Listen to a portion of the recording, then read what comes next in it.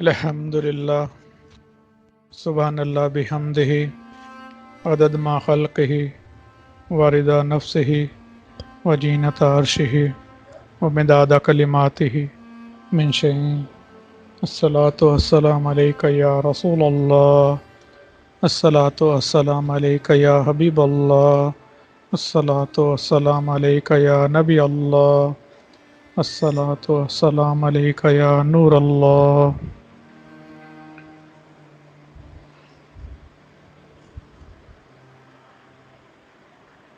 وأنزلنا من السماء ماء بقدر فأسكنه في الأرض وإنا على ذهاب به لقادرون۔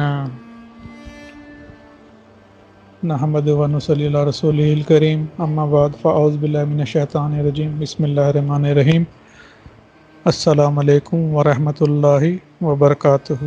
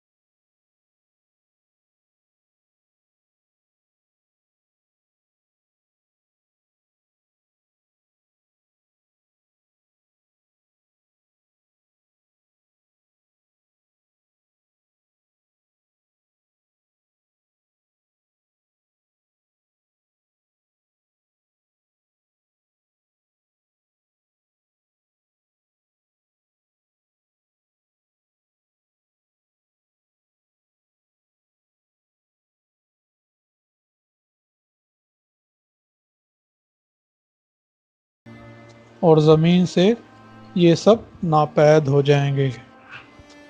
اب یہ کیا چیزیں ہیں؟ اللہ تعالیٰ کی نعمتیں۔ حضرت ابن عباس رضی اللہ تعالیٰ عنہ نے فرمایا کہ اللہ تعالیٰ نے 5 نہروں کو جنت سے جاری فرمایا: جیہون، یہون، دجلہ، فرات اور نیل۔ کون کون سی؟ جیہون، یہون، دجلہ، فرات اور نیل۔ یہ 5 نہریں جنت سے جاری ہیں۔ یہ 5 ندیاں جو ہے ایک ہی چشمے سے جاری ہوئی ہیں۔ اللہ تعالیٰ نے حضرت جبرائیل علیہ السلام کے ذریعے جنت کے اس چشمے کو پہاڑوں کے اندر امانت رکھ دیا۔ پہاڑوں سے ان نہروں کو زمین پر جاری فرما دیا، جس سے لوگ طرح طرح کے فوائد حاصل کر رہے ہیں۔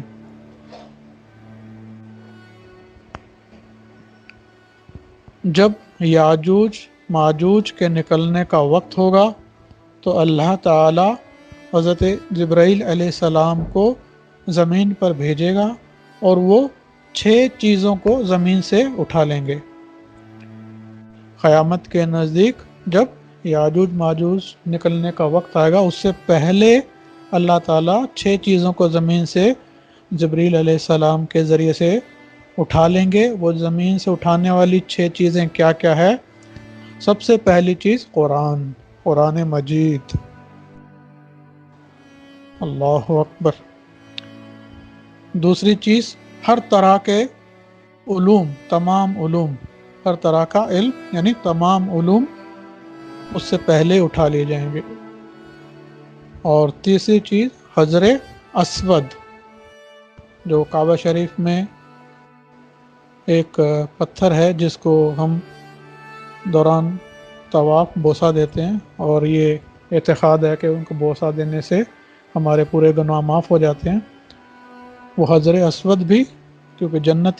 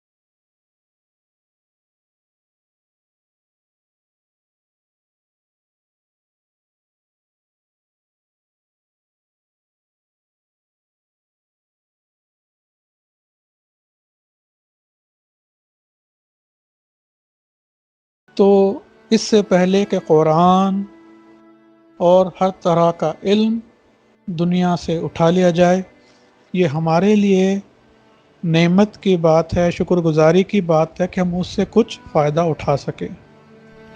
ہر وقت خدا سے ڈرتے رہیں، ہرگز ہرگز کوئی چیز ضائع نہ کریں کہ کہیں یہ نعمت ہم سے سلب نہ کر لی جائے۔ اس لیے ہم پہ لازم ہے اللہ تعالیٰ کی ان نعمتوں کی شکر گزاری کے ساتھ حفاظت بھی کریں۔ تو یہ جو ہم لوگوں نے سلسلہ شروع کیا، جاری کیا ہے، یہ ان نعمتوں کی حفاظت کے راستے میں ایک ہماری طرف سے قدم، باقی قبول کرنا نہیں کرنا اللہ تعالیٰ کی مرضی ہے۔ تو ہم نے قدم اٹھایا کہ اللہ تعالیٰ نے جو نعمتیں دنیا میں بھیجی ہیں قبل اس کے کہ وہ اٹھا لی جائیں، ہم ان کی حفاظت کریں۔ اور حفاظت کیسے کریں گے؟ اس کے لیے اس علم کو سیکھنا بہت ضروری ہے جو اللہ تعالیٰ نے دنیا میں بھیجا۔ اللہ تعالیٰ نے قرآن مجید کو دنیا میں بھیجا۔ اگر ہم لوگ صرف قرآن کو عربی میں پڑھ لیں اور یہ معلوم نہیں اس کے اندر اللہ تعالیٰ نے پیغام کیا بھیجا ہے، تو گویا کچھ اس طرح ہے کہ ایک کمرہ ہے، ایک تہ خانہ ہے جو خزانے سے بھرا ہوا ہے، اور اس کے دروازے پہ ہم نے تالا لگا دیا اور اس کی چابی ہمارے پاس نہیں ہے، کھو گئی۔ گویا خزانہ تو ہے ہمارے پاس، لیکن اب اس سے ہم کتنا فیض اٹھا سکتے ہیں، کیا فائدہ اٹھا سکتے ہیں، خود ہی سوچ لیں۔ اور ہم نے اس علم کی حفاظت کے لیے جو ہمت کی ہے، حوصلہ جو آگے ہم نے بنایا ہے، باوجود اس کے کہ دنیا کی جو مشغولیت ہے، گھروں کی پریشانی ہے، رزق کی پریشانی ہے، ہر طرح کی جدوجہد چل رہی ہے، ساتھ ساتھ ہم نے اللہ کے دین کو سیکھنے کے لیے، سکھانے کے لیے تھوڑا جو وقت نکالا ہے، انشاءاللہ تعالی وہ ضائع نہیں جائے گا، چاہے ہم لوگ اس میں کامیاب ہوں یا نہ ہوں، انشاءاللہ ہمارا یہ وقت ضائع نہیں جائے گا۔ اللہ تعالیٰ اس ہماری کوششوں کو انشاءاللہ قبول فرمائے گا۔ بس آپ لوگوں سے یہی میری جو ہے خواہش ہے، حکم ہے، تمنا ہے، کچھ بھی سمجھیے، کہ ساتھ جڑے رہیں۔ بس کوئی بھی یہ فکر نہ کرے کہ ارے مشکل ہو رہا ہے، وقت نہیں نکل رہا، مشغولیت زیادہ ہے۔ اگر آپ لوگوں کو یاد ہو تو میں نے پہلے درس میں یہ بتایا تھا، شیطان طرح طرح کے خیال دماغ میں ڈالے گا، اچانک اتنا بزی کر دے گا، آپ کو لگے گا بس پوری دنیا کا کام جو مجھے ہی کرنا ہے، ایک لمحے کی فرصت نہیں۔ گھر کی پریشانیاں اچانک اتنی بڑھ جائیں گی، دیکھے گا ارے اور کوئی راستہ نہیں بچا، بس مجھے پڑھائی نہیں کرنا ہے۔ الغرض کسی نہ کسی طرح وہ اس چیز سے دور کرنے کی کوشش کرے گا، کون؟ شیطان۔ اور آپ لوگوں کا کام صرف اور صرف اتنا ہے، بنے رہیں، جمے رہیں، انشاءاللہ تعالی اللہ چاہا تو جو لوگ بھی جڑے رہیں گے ان سب کو انشاءاللہ تعالی ہر کسی کو عالم بنائیں گے، عالمہ بناؤں گا اللہ کی مدد سے۔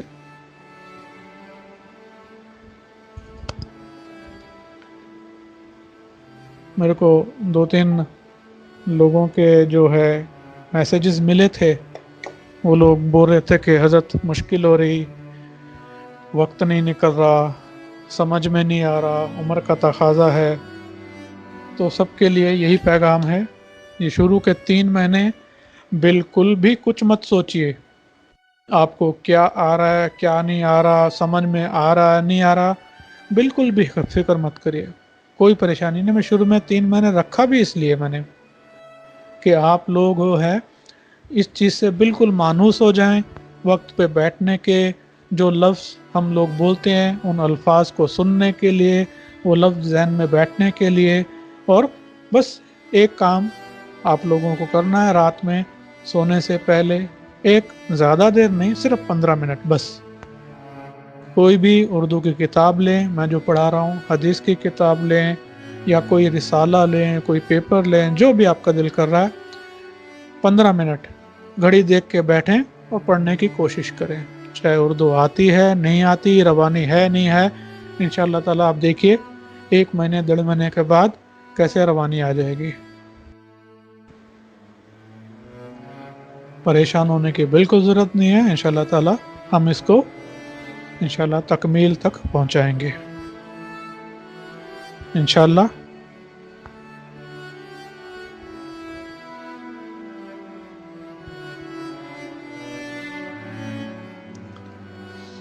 چلیے، آج جو ہمارا سبق کا دن ہے تو اسلام کی بنیادی عقائد ہیں اور ساتھ ہی ساتھ اسوہ رسول اکرم صلی اللہ علیہ وسلم. اس سے پہلے ہم نے جو چیزیں پڑھی تھی نبی اور رسول کے تعلق سے، انبیاء کرام کے معجزات کے تعلق سے.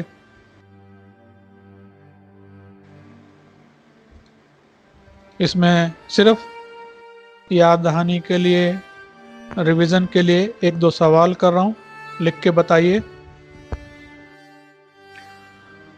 کون سے نبی لوہے کو ہاتھ میں لیتے تو وہ موم کی طرح نرم ہو جاتا؟ حضرت موسیٰ علیہ السلام یا سلیمان علیہ السلام یا صالح علیہ السلام یا داؤد علیہ السلام؟ ان میں سے کون تھے؟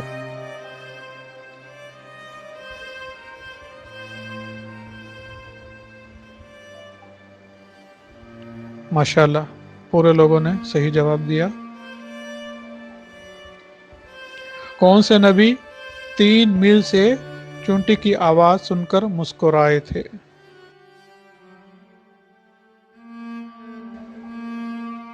کون سے نبی 3 میل سے چونٹی کی آواز سن کر مسکرائے تھے؟ جی دوسرا سوال، کون سے نبی 3 میل سے چونٹی کی آواز سن کر مسکرائے تھے؟ ماشاءاللہ پورے لوگ صحیح جواب دے رہے ہیں. آپ لوگ کیوں پریشان ہو رہے ہیں؟ سب لوگ صحیح جواب دے رہے ہیں، بیکار میں ہی پریشان ہو رہے ہیں آپ لوگ. سب کو تو آتا ہے، یاد بھی ہے ماشاءاللہ.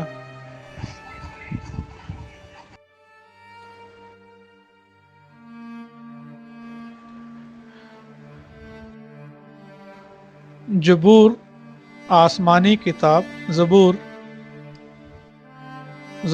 آسمانی کتاب کس نبی پر نازل ہوئی تھی؟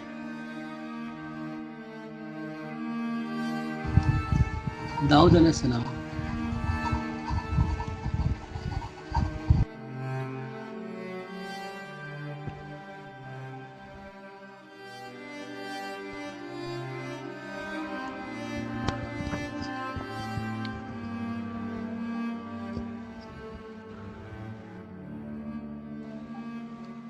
توریت کون سے نبی پر نازل ہوئی تھی؟ سب لوگ لکھ کے بتائیں.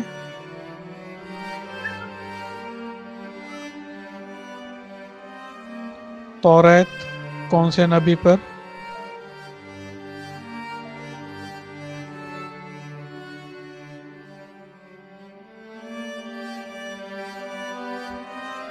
جی ماشاءاللہ موسیٰ علیہ السلام.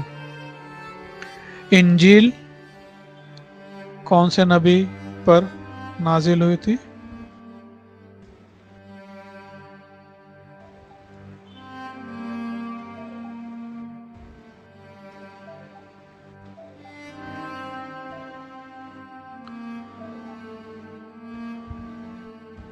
کوشش کریں سب لوگ لکھیں. جی ماشاءاللہ عیسیٰ علیہ السلام. اور قرآن مجید کون سے نبی پر نازل ہوئی تھی؟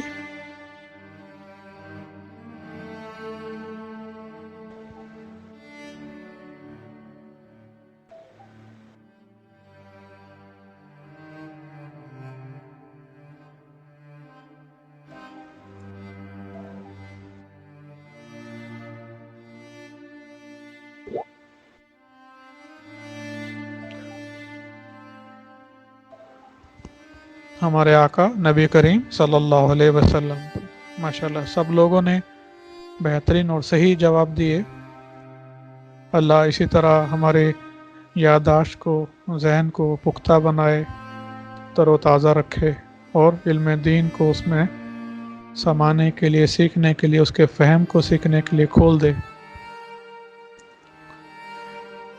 جی ماشاءاللہ، آج کا سبق جو ہے اسلام کی بنیادی باتیں، کتاب میں سے صحابہ کرام علیہم رضوان۔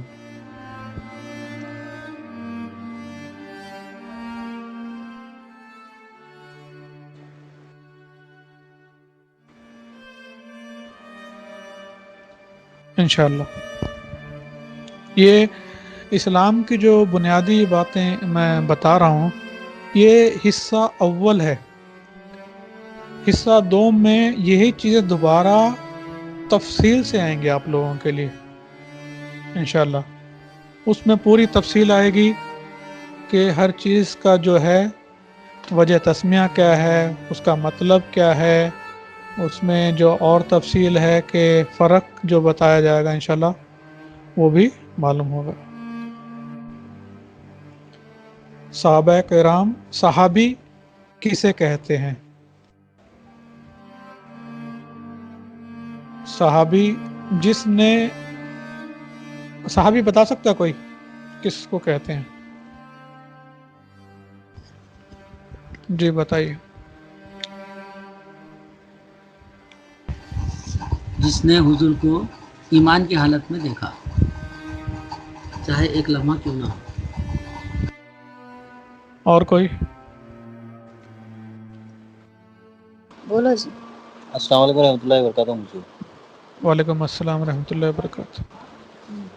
جس نے حضور نبی اکرم صلی اللہ علیہ وسلم کون کو بول رہے ہیں ایمان بھائی؟ کی حالت، محمد رؤف مجھے۔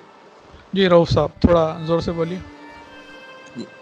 جس نے حضور نبی اکرم صلی اللہ علیہ وسلم کو ایمان کی حالت میں دیکھا اور ایمان پر ہی اس کا خاتمہ ہوا، اسے صحابی کہتے ہیں۔ ماشاءاللہ، آپ کے والدہ کو مبارک بولیے، بہت اچھا جواب دیا انہوں نے۔ جی اس میں ایک چیز غور کرنے والی ہے، ایمان کی حالت میں دیکھنا بھی ہے، ساتھ ہی ساتھ خاتمہ بھی ایمان پر ہو۔ جی صحیح، جس نے حضور کو دیکھا ایمان کی حالت میں اور خاتمہ ایمان پر ہی ہوا۔ یہ ضروری ہے کہ اگر کوئی ایسا شخص تھا آ کے ملا، ایمان لایا، اور مرنے کی حالت میں وہ ایمان پر نہیں تھا، ہم لوگ اس کو صحابی نہیں کہیں گے۔ چلیے کتاب میں دیکھیں، کتاب میں بھی وہی ہوگا کہ جس نے حضور نبی اکرم صلی اللہ علیہ وسلم کو ایمان کی حالت میں دیکھا اور ایمان پر ہی اس کا خاتمہ ہوا، اسے صحابی کہتے ہیں۔ یہ بہت ضروری ہے، یاد رکھیے آپ لوگ، ایمان پر خاتمہ بھی ضروری ہے۔ خلفائے راشدین سے کون سے صحابہ کرام مراد ہیں؟ خلفائے راشدین کتنے ہیں؟ السلام علیکم، 4 ہے۔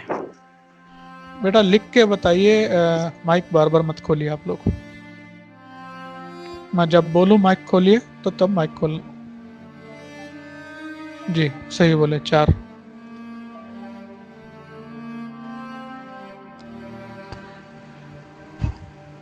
آقا کے وصال ظاہری کے بعد بترتیب جو 4 صحابہ کرام مسلمانوں کے امیر بنے، انہیں خلفائے راشدین کہتے ہیں۔ خلفائے راشدین کے نام بتائیے۔ پہلے جو ہے، سب سے پہلے وہ کون تھے؟ امیر المومنین حضرت سیدنا ابو بکر صدیق رضی اللہ تعالی عنہ، اور دوسرے امیر المومنین حضرت سیدنا عمر فاروق اعظم رضی اللہ تعالیٰ عنہ، تیسرے حضرت سیدنا عثمان غنی، رضی اللہ تعالیٰ عنہ، اور ساتھ ہی ساتھ چوتھے حضرت سیدنا علی المرتضی رضی اللہ تعالیٰ عنہ، کرم اللہ وجہ۔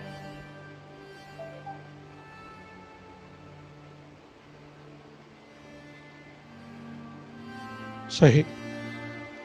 تو یہ چار صحابہ کرام جو تھے وہ خلفائے راشدین تھے۔ چند صحابہ کرام رضی اللہ تعالیٰ عنہم کے نام بتائیے۔ چند صحابہ کرام کے نام یہ ہیں: حضرت سیدنا عبداللہ بن عباس، عبداللہ بن عمر، عبداللہ بن مسعود۔ یہ تین عبداللہ جب آئیں گے ان کو عبادلہ ثلاثہ کہتے ہیں۔ ایسے ایک اور عبداللہ ہیں تو ان کو عبادلہ اربع کہتے ہیں۔ کبھی بھی بیچ میں کبھی نام آئے گا عبادلہ ثلاثہ، عبادلہ اربع، تو ان سے یہ لوگ مقصود ہوں گے۔ حضرت سیدنا امیر معاویہ، سیدنا امام حسن، سیدنا امام حسین۔ یہ امام حسن امام حسین سرکار جو ہے یہ صحابی ہیں کیا؟ یہ تو چھوٹے بچے تھے نا۔ نبی کریم صلی اللہ علیہ وسلم کا جو وصال ظاہری جب ہوا آپ کی عمر کیا تھی؟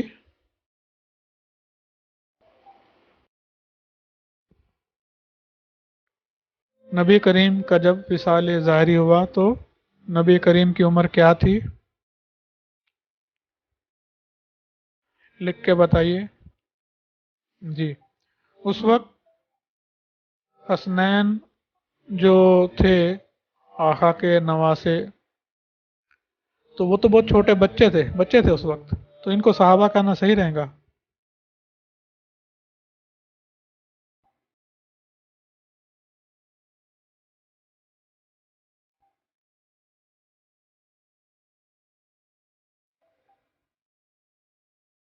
کوئی مائک پہ آ کے اب بتا سکتا ہے کہ ان کو صحابہ کیوں کہا جائے؟ کیونکہ یہ حالت ایمان میں حضور سرکار کو دیکھے بھی اور آخر دم تک بھی ایمان پر قائم رہے۔ جی، جزاک اللہ۔ صحیح، ہم نے صحابہ کی تعریف جو پڑھی وہی پڑھی کہ جس نے بھی ایمان کی حالت میں نبی کریم کو دیکھا ساتھ ہی ساتھ ایمان پر ہی خاتمہ ہوا۔ اس میں کہیں بھی یہ قید نہیں لگائی گئی کہ وہ چھوٹے ہوں، بڑے ہوں، عورت ہو، مرد ہو، سب لوگ صحابی ہی ہوں گے۔ کلیئر؟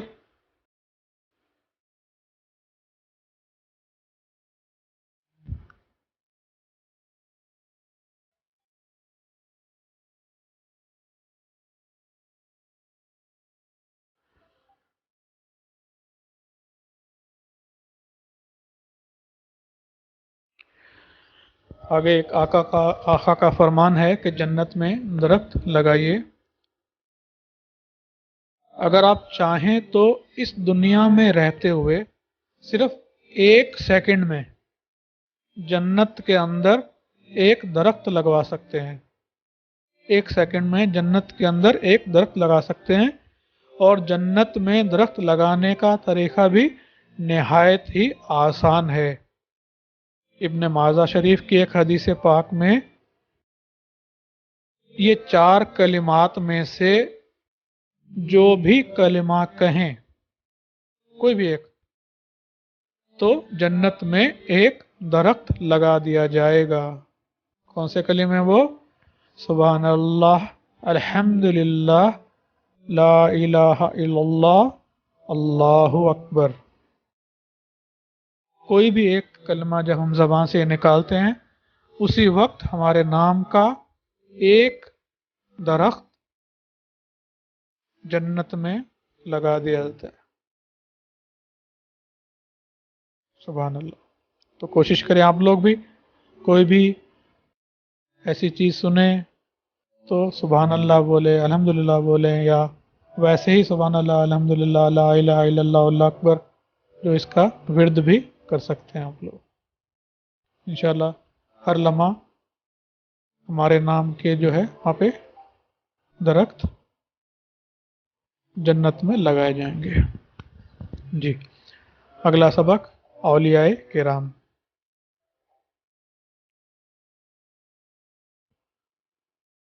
رحم اللہ سلام۔ ولی اللہ کس کو کہتے ہیں؟ یہ بہت ہی تعریف اپنے ذہن میں رکھنا۔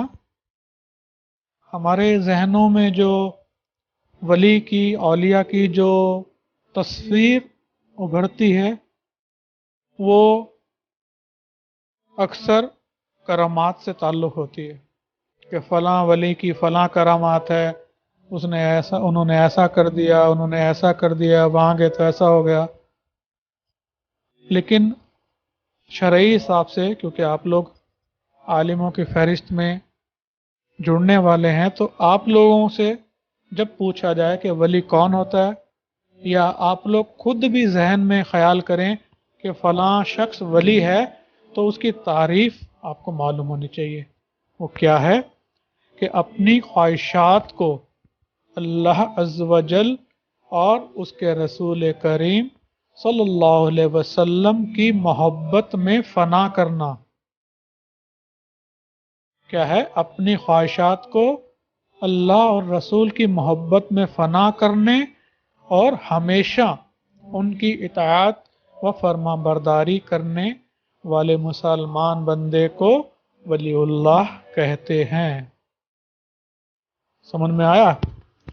ہم جو ذہن میں خیال لاتے ہیں، فاتحہ، درود، یا کوئی دعوت یا کوئی چیز، وہاں پہ بھیڑ ہے، عرس ہے، ولی وہ نہیں ہونا چاہیے۔ ہمارے ذہن میں ولی یہ ہونا چاہیے، فلاں شخص جو ولی تھا تو مطلب اس نے اپنی خواہشات کو اللہ اور رسول کی محبت میں فنا کر دیا تھا۔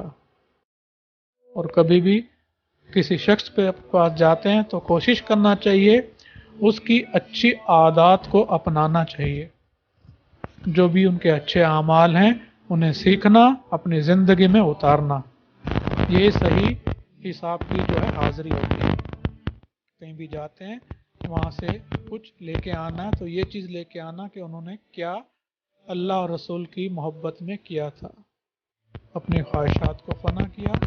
ہمیں بھی چاہیے، کوشش کرنی چاہیے، باقی اللہ کے ہاتھ میں ہے کہ وہ ہمارا نام کون سی فہرست میں لکھتا ہے۔ کوشش کرنا ہمارا کام ہے انشاءاللہ۔ ولی اپنی خواہشات کو اللہ اور اس کے رسول کی محبت میں فنا کرنا اور ہمیشہ ان کی اطاعت اور فرما برداری کرنا۔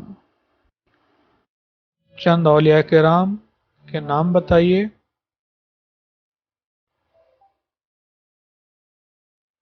یہ کچھ نام تو ہمیں ویسے بھی یاد ہیں، کچھ اور بھی انشاءاللہ اس میں آئیں گے، جیسے حضرت سیدنا شیخ عبد القادر جیلانی، جن کو ہم حضرت غوث اعظم کے نام سے بھی، لقب سے بھی پہچانتے ہیں۔ ان کا مزار مقدس عراق کے شہر بغداد شریف میں ہے۔ سیدنا معین الدین چشتی، جن کو ہم خواجہ غریب نواز کے نام سے جانتے ہیں، آپ کا جو مزار مبارک ہے اجمیر شریف ہند میں ہے، ہندوستان میں یعنی ہمارے ملک میں۔ سیدنا شیخ شہاب الدین سہروردی، میں کتاب پڑھ رہا ہوں، کتاب میں سے دیکھیے آپ لوگ۔ ان کا مزار مبارک ایران کے شہر سہرورد شریف میں ہے۔ جی میں صرف کتاب والے ہی دیکھ رہا ہوں۔ شیخ بہاؤالدین نقشبند، آپ جو ہے ازبیکستان کے شہر بخارا میں ہیں۔ حضرت علی حجویری، جن کو ہم داتا گنج بخش بھی بولتے ہیں، آپ لاہور میں ہیں۔ حضرت بہاؤالدین زکریا ملتانی، یہ پاکستان ملتان میں ہیں۔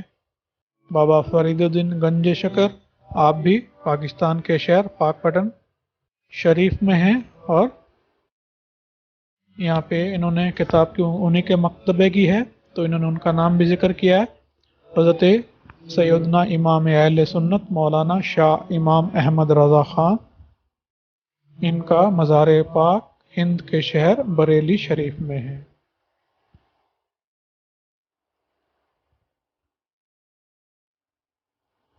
فرمان مصطفیٰ صلی اللہ علیہ وسلم پاکیزگی نصف ایمان ہے۔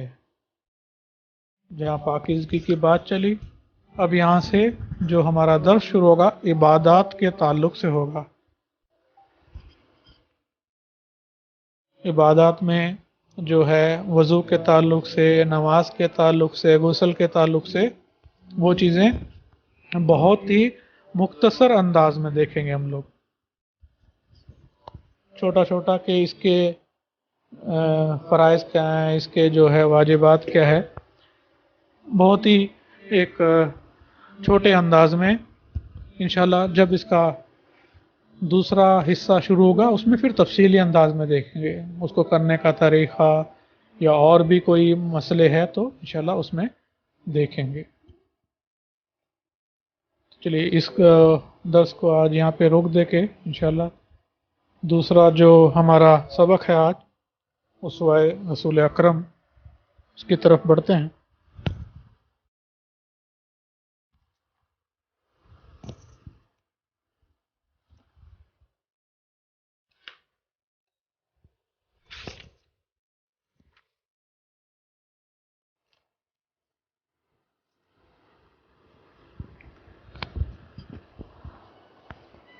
جیسا کہ ہم نے بتایا کہ قرآن مجید کو اللہ تعالیٰ نے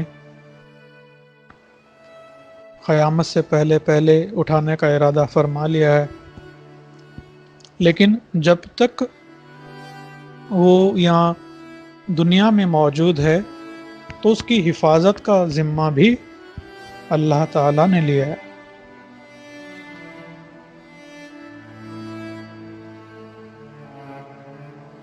کہ نہ کوئی طاغوتی طاقت قرآن مجید کو فنا کر سکتی ہے، اور جس طرح قرآن مجید کی حفاظت کا ذمہ اللہ تعالیٰ نے لیا، اسی طرح کعبہ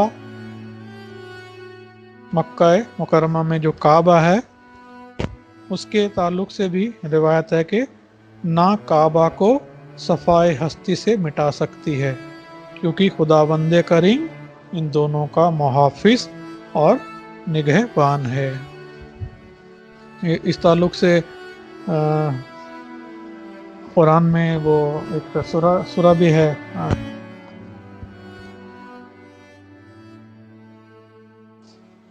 سورۃ الفیل ہے، دیکھیے جی،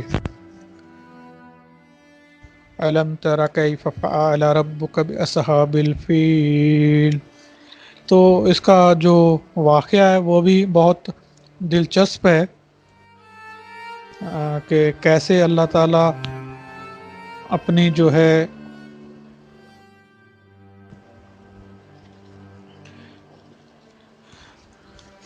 کس طرح جو ہے حفاظت اللہ تعالیٰ اپنی چیزوں کی بتائی ہوئی چیزوں کی کرتے ہیں، اس کا بہت ہی دلچسپ واقعہ ہے۔ یہ جو اصحاب فیل یا پھر لشکر ابابیل بھی بولتے ہیں، اس وقت جو ہے جو پرندے تھے ان کو ابابیل بولتے ہیں۔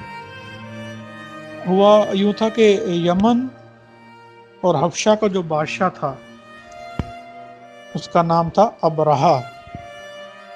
اس نے ایک صنعاء شہر جو ہے اس میں ایک کیا بولتے ہیں اس کو، گرجا گھر بولتے ہیں، رائٹ، گرجا گھر بنایا تھا، اور اس کی خواہش تھی کہ حج کرنے والے جو ہے مکہ مکرمہ میں حج کرنے جاتے تھے پہلے بھی لوگ، وہاں پہ حج کرنے کی بجائے صنعاء میں آئیں اور اسی گرجا کا جو ہے طواف کریں۔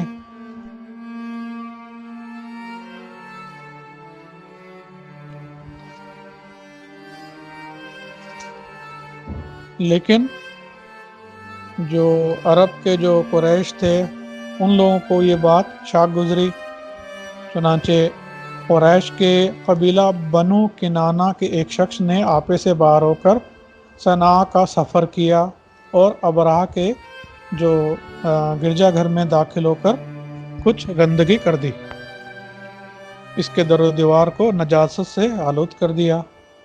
اس حرکت پہ ابرہہ کا جو بادشاہ تھا اس کو بہت غصہ آیا اور اس نے کعبہ معظمہ کو گرا دینے کی قسم کھا لی۔ اب اس ارادے سے وہ کیا کر کے اپنا لشکر لے کے روانہ ہوا اور اس لشکر میں خاص بات یہ کہ بہت سے ہاتھی تھے، اور سب سے آگے بہت بڑا ہاتھی، اس کا نام تھا محمود۔ ابرہہ نے اپنی فوج لے کر مکہ مکرمہ پر چڑھائی کر دی۔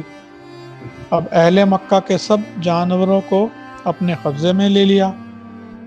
اس میں نبی کریم کے جو دادا تھے حضرت عبد المطلب، ان کے اونٹ بھی تھے، خانہ کعبہ کے آپ جو ہے متولی بھی تھے، اور اہل مکہ کے سردار بھی تھے، اور بہت ہی رعب دار، بہت ہی بڑی جسامت اور باشکوہ آدمی تھے۔ یہ ابرہہ کے پاس آئے۔ ابرہہ نے ان کی بہت تعظیم کی، کچھ دیکھنے سے ہی آپ کے چہرے پہ جو نور تھا، جو تازگی تھی، ایک رعب تھا، دیکھ کے سامنے والا خود بخود جھک جاتا تھا۔ تو جیسے ہی آپ ابرہہ کے پاس آئے تو ابرہہ نے جو ہے بہت تعظیم کی، آنے کا مقصود پوچھا، تو آپ نے فرمایا کہ تم نے میرے اونٹوں کو اپنے قبضے میں لے رکھا ہے، وہ مجھے واپس کر دو۔ ابرہہ نے کہا کہ مجھے بڑا تعجب ہو رہا ہے کہ میں تمہارے کعبہ کو ڈھانے کے لیے اتنی بڑی فوج لے کے آیا ہوں، اور کعبہ بھی کیا ہے، تمہارے باپ دادا کا بہت مقدس محترم مقام ہے، آپ نے اس کے بارے میں تو کچھ نہیں کہا میرے کو، صرف اپنے اونٹوں کا مطالبہ کر رہے ہیں۔ تو حضرت عبد المطلب نے فرمایا کہ میں اونٹوں کا ہی مالک ہوں، میں اپنے اونٹوں کا ہی مالک ہوں، اس لیے اونٹوں کے لیے کہہ رہا ہوں۔ اب کعبے کا جو مالک ہے وہ خود اس کی حفاظت فرمائے گا، مجھے اس کی کوئی فکر نہیں۔ ابرہہ نے جو ہے آپ کے اونٹ واپس کر دیے۔ پھر آپ نے قریش سے فرمایا کہ تم لوگ پہاڑ کی گھاٹیوں اور چوٹیوں پر پناہ گزین ہو جاؤ، یعنی اوپر چلے جاؤ۔ چنانچہ قریش نے آپ کے مشورے پر عمل کیا، کیونکہ آپ سردار بھی تھے۔ اس کے بعد حضرت عبد المطلب نے کعبے کا دروازہ پکڑ کر بارگاہ الہی میں کعبے کی حفاظت کے لیے خوب رو رو کر دعا مانگی۔ دعا سے فارغ ہو کر آپ اپنی قوم کے ساتھ پہاڑ کی چوٹی پہ چڑھ گئے۔ اب ابرہہ نے صبح صبح اپنے لشکر کو لے کر کعبہ پر دھاوا بول دیا۔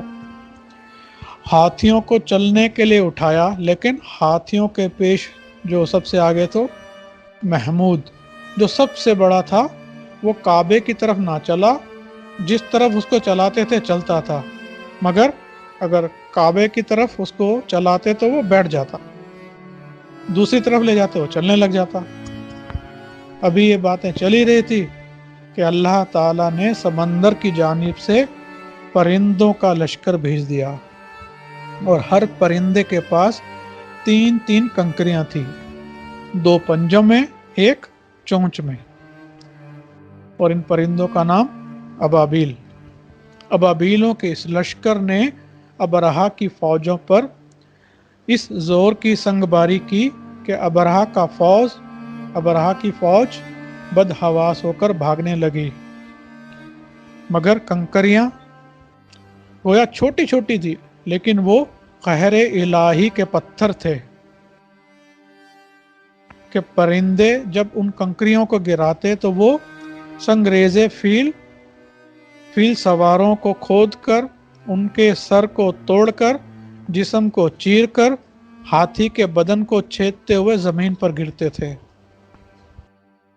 سبحان اللہ، چھوٹا سا پتھر، اس کے اوپر جو ہاتھی کے اوپر سوار بیٹھا ہوا اس کے سر پہ پڑ رہی، سر توڑتے ہوئے، چھیدتے ہوئے، پورے جسم کے اندر سے نکلتے ہوئے، ہاتھی کو چیرتے ہوئے سیدھا زمین پہ گر رہی ہو۔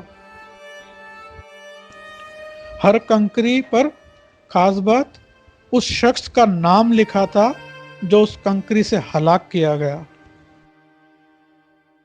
جو چھوٹے چھوٹے پتھر تھے، ہر پتھر پہ اس شخص کا نام بھی تھا جس سے وہ ہلاک ہوا۔ اس طرح ابرہہ کا پورا لشکر ہلاک و برباد ہو گیا، اور کعبہ معظمہ محفوظ رہ گیا۔ اور یہ واقعہ جس سال वक़ू पज़ीर हुआ, उसी साल को अहले अरब आमुल फील यानी हाथियों वाला साल कहने लगे। और बाज़ रिवायत में है 50 दिन के बाद, बाज़ रिवायत में 54 दिन के बाद, 56 के है, बहरहाल मुख्तलिफ रिवायत हैं। इतने दिनों के बाद हुजूर सैयद आलम नबी करीम मोहम्मद मुस्तफ़ा सल्लल्लाहु अलैहि वसल्लम की दुनिया में विलादत हुई। इसी वाक़े को अल्लाह ताला ने कुरान मजीद में सूरह फील यानी अलम तरा कैफ़ फ़अल रब्बुक बिअस्हाबिल फील, ए महबूब क्या तुमने ना देखा तुम्हारे रब ने उन हाथी वालों का क्या हाल किया, क्या उनको तबाही में ना डाला और उन पर परिंदों की टुकड़ियां फौज दर फौज भेजी कि उन्हें कंकर के पत्थरों से मारते तो उन्हें ऐसे कर डाला जैसे खाई खेती का भूसा, यानी उनका नामो निशान बाकी ना रखा। ये हिफाजत के ताल्लुक से, क्योंकि बीच में वाक़ आ गया तो आप लोगों को सोचा सुनाता चलूँ। इंशाल्लाह ये पस मंज़र आप लोग जो है तफसीर कुरान में भी देखेंगे, उसमें पूरी तफसीर अल्लाह चाह तो आप लोग मालूम करेंगे इंशाल्लाह। चलिए, खुल्क़ अज़ीम उसवा रसूल अकरम का हमने इससे पहले जो चीज़ पढ़ी थी आपके चेहरे के ताल्लुक से, आपका तैयब और मुतैयब होना इस ताल्लुक से, बशर होने के ताल्लुक से, आज हम खुल्क़ अज़ीम के ताल्लुक से पढ़ेंगे कि अल्लाह ताला ने हुजूर अकरम सल्लल्लाहु अलैहि वसल्लम की ज़ात करीम में मकारिम अखलाक, महमीद सफ़ात और उनकी कसरत और क़ुव्वत और अज़मत के लिहाज से कुरान करीम में मदह और सना फरमाई है। और इरशाद है इन्नका लअला खुलुक़िल अज़ीम, यानी बेशक आप बड़े ही अखलाक वाले हैं। और फरमाया काना फ़ज़लुल्लाहि अलैका अज़ीमा, आप पर अल्लाह ताला की बहुत बड़ी मेहरबानी है।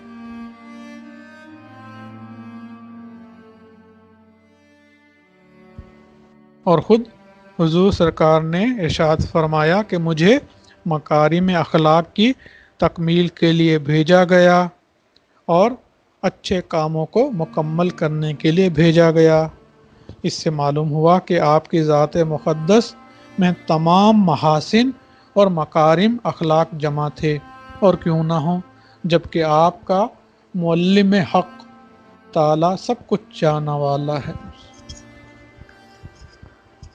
हज़रत आयशा रज़ी अल्लाह अन्हा से रिवायत है कि नबी करीम सल्लल्लाहु अलैहि वसल्लम के अखलाक करीमा के बारे में आपसे मालूम किया गया तो आपने फरमाया कि आपकी अखलाक करीमा क्या है, तो आपने बताया कि काना खुल्क़ुहु अल कुरान, यानी आपका अखलाक कुरान था। इसका ज़ाहिरी मतलब तो यह है कि जो कुछ कुरान में अखलाक और सिफ़तें ज़िक्र की गई हैं आप में वो सभी थी। लेकिन किताब शिफा में क़ाज़ी अयाज़ रहमतुल्लाहि अलैहि आगे फरमाते हैं कि आपकी खुशनुदी कुरान की खुशनुदी के साथ और आपकी नाराज़गी कुरान की नाराज़गी के साथ थी। मतलब क्या है कि आपकी रज़ा अल्लाह के हुक्म को पूरा करने में और आपकी नाराज़गी अल्लाह के हुक्म के ख़िलाफ़ करने में और नाफरमानी के काम करने में थी। यानी कोई शख्स अगर ऐसा होता कि वो अल्लाह के हुक्म को पूरा करता तो आप उससे राज़ी रहते और ख़ुद भी हमेशा वही करते, और कोई शख्स अगर उसके ख़िलाफ़ करता तो उससे आपको नाराज़गी होती, खुद की ज़ात के लिए नहीं बल्कि अल्लाह की ज़ात के लिए। और अवारिफुल मारिफ में ज़िक्र किया गया कि सैयदा आयशा रज़ी अल्लाहु अन्हा की मुराद ये थी قرآن کریم ہی حضور نبی کریم کا مہذب اخلاق تھا، یعنی کانا خلقہ القرآن، آپ کا اخلاق قرآن تھا کہ صحیح معنی اور مطلب ہیں۔ سچ تو یہ ہے کہ کسی کی سمجھ اور کسی کا قیاس آقا نبی کریم کے مقام کی حقیقت اور آپ کے حال کی تہ تک نہیں پہنچ سکتا، اور اللہ تعالیٰ کے علاوہ کوئی نہیں پہچان سکتا۔ لا یعلم تاویلہ الا اللہ، یعنی اس کی تعویل اللہ کے علاوہ کوئی نہیں جانتا۔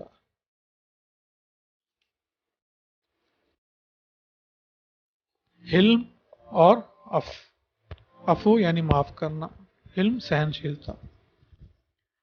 حضور اکرم صلی اللہ علیہ وسلم کے صبر، بردباری اور درگزر کرنے کی صفتیں نبوت کی بہت بڑی صفتوں میں سے ہے، یعنی نبوت کی کچھ صفتیں ہیں، وہ کیا ہیں؟ صبر، بردباری اور درگزر کرنا۔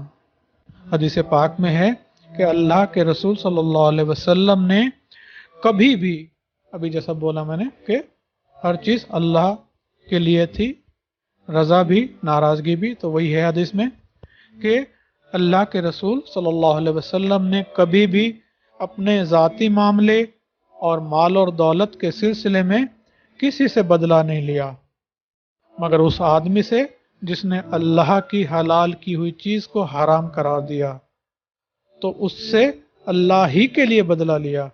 اور حضور صلی اللہ علیہ وسلم کا سب سے زیادہ تیز اور سخت صبر احد کی لڑائی میں تھا کہ کفار نے آپ کے ساتھ لڑائی اور مقابلہ کیا اور آپ کو بہت زیادہ تکلیف اور رنج پہنچایا، مگر آپ نے ان پر نہ صرف صبر اور عفو کی کافی سمجھا، بلکہ ان پر محبت اور رحم فرماتے ہوئے ان کو اس ظلم اور جہل میں مجبور سمجھا اور فرمایا، اے اللہ میری قوم کو سیدھے راستے پر لا، کیونکہ وہ جانتے نہیں۔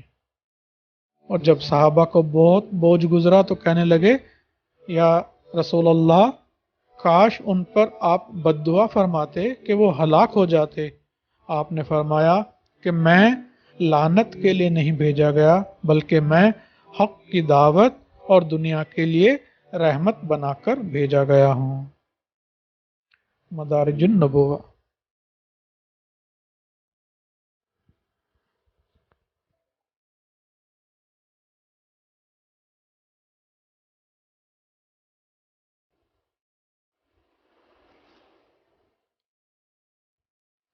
صبر اور استقامت۔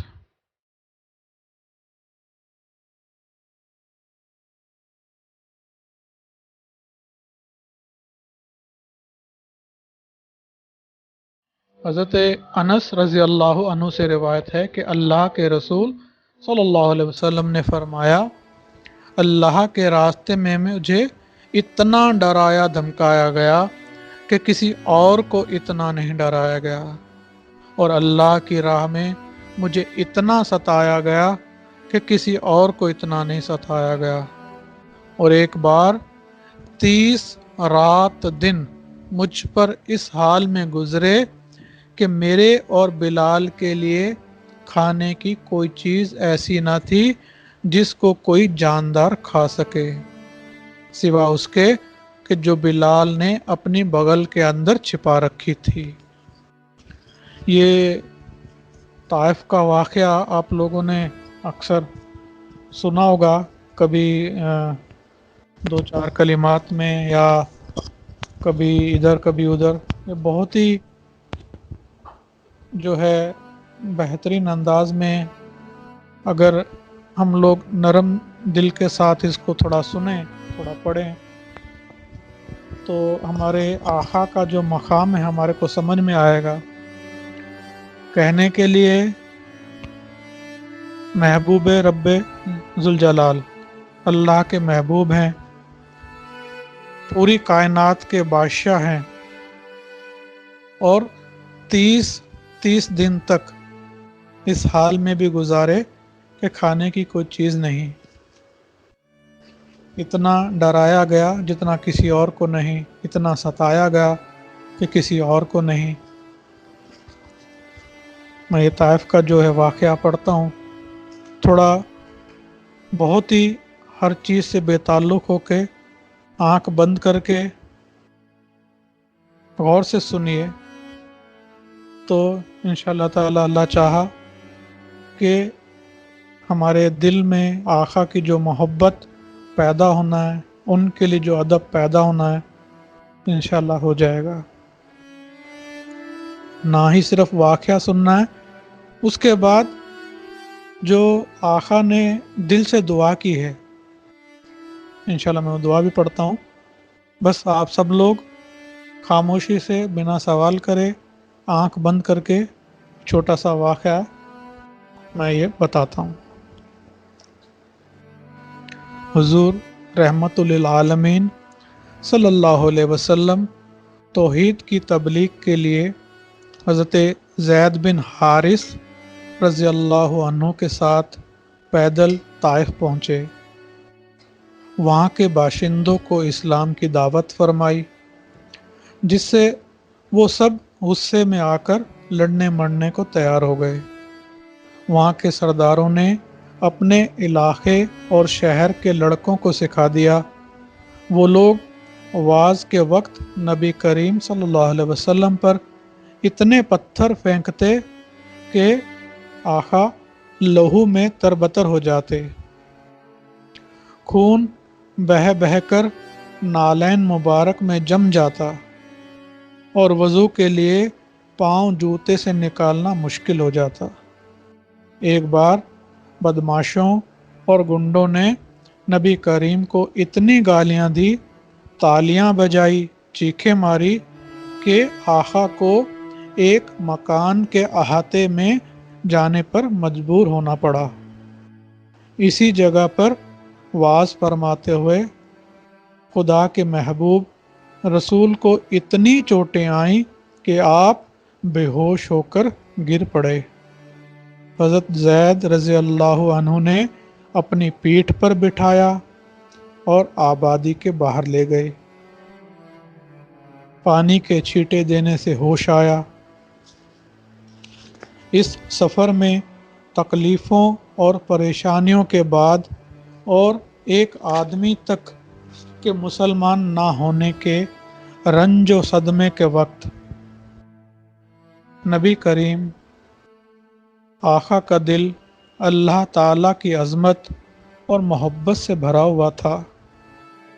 اس وقت آپ نے جو دل سے دعا مانگی کہ اے اللہ، میں اپنی کمزوری، بے بسی اور لوگوں کی نظروں میں اپنی کمی اور بے سر و سامانی کی فریاد تجھ ہی سے کر سکتا ہوں۔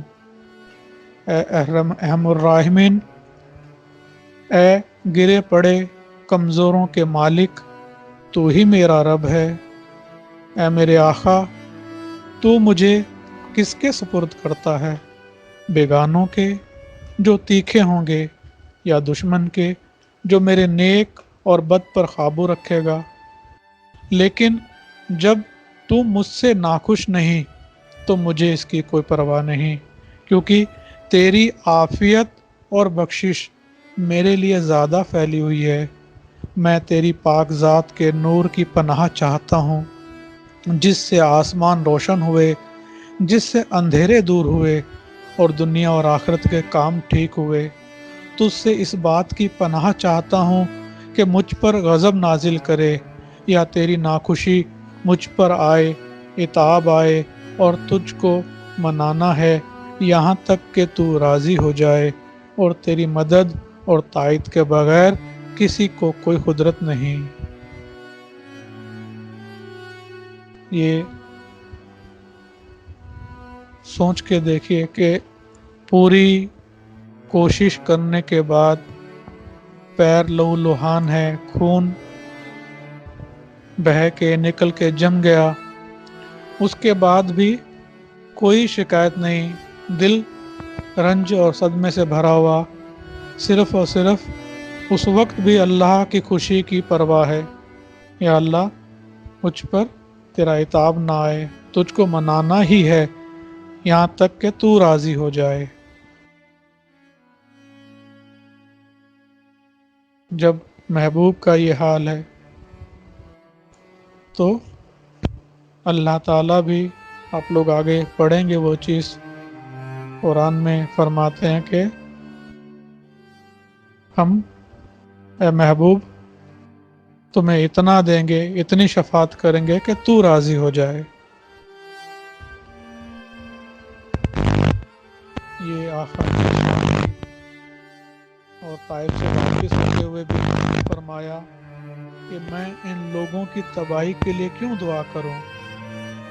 وہ الگ واقعہ ہے کہ جب لوگوں نے بہت ستایا، خون نکلا، بہت زیادہ پریشانی ہوئی، تو ظاہر سی بات ہے اللہ کو بھی جلال آ گیا، جبریل علیہ السلام آئے، دوسرے فرشتے بھی آئے کہ حکم کریں کہ اس وادی کو ہم دو پہاڑوں کے درمیان دبا دیں، اوپر نیچے کر دیں۔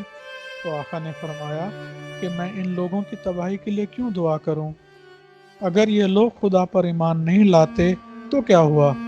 امید ہے آگے ان کی نسلیں ضرور ایک اللہ پر ایمان لانے والی ہوں گی۔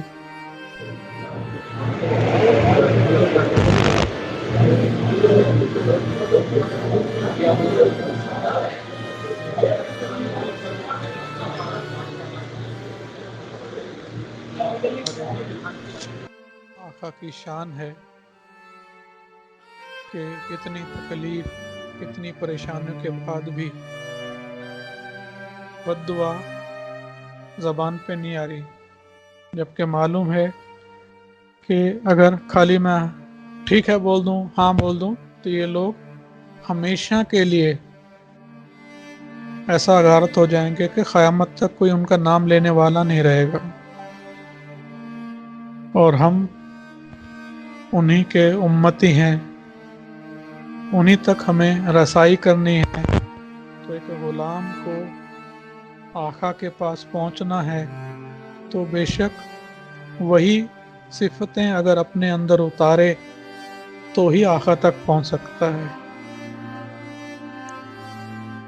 وہ صفتیں تو نہیں کہوں گا، بس اس کا ایک ذرہ ہم تمام کے اندر اگر وہ چیز آ جائے، وہ معاف کرنے کے لیے، درگزر کرنے کی چیزیں، وہ بردباری، تو انشاءاللہ تعالی اس میں ہماری شان تو ہے، انشاءاللہ آقا کی شان میں تو خیر ہم نہیں کہہ سکتے، ہماری ہی شان ہے وہ کہ ہم آقا کے غلام بنے، ہمارے اندر وہ صفتیں آئی جو آقا پسند فرماتے، آقا کو اچھی لگتی تھی، اور جب آقا کے پیچھے ٹھہریں محشر کے دن تو شرمندگی سے نہیں، اور آقا کے چہرے پہ خوشی ہو کہ یہ کچھ لوگ ہیں، یہ میری امت کے کچھ لوگ ہیں جنہوں نے میری نصیحتوں پر، میرے بتائے ہوئے راستے پر چلنے کی کوشش کی،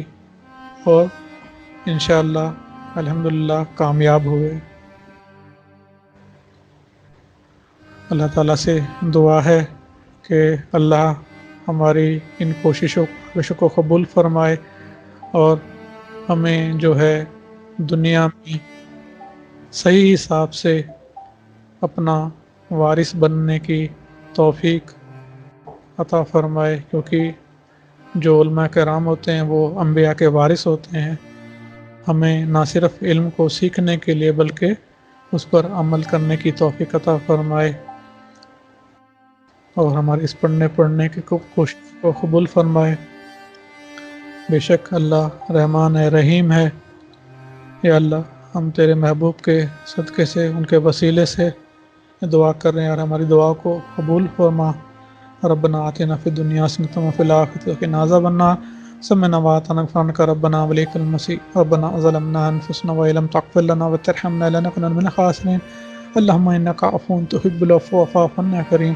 وصل سبحان ربك رب العزة عما يصفون، والسلام على المرسلين، الحمد لله رب العالمين۔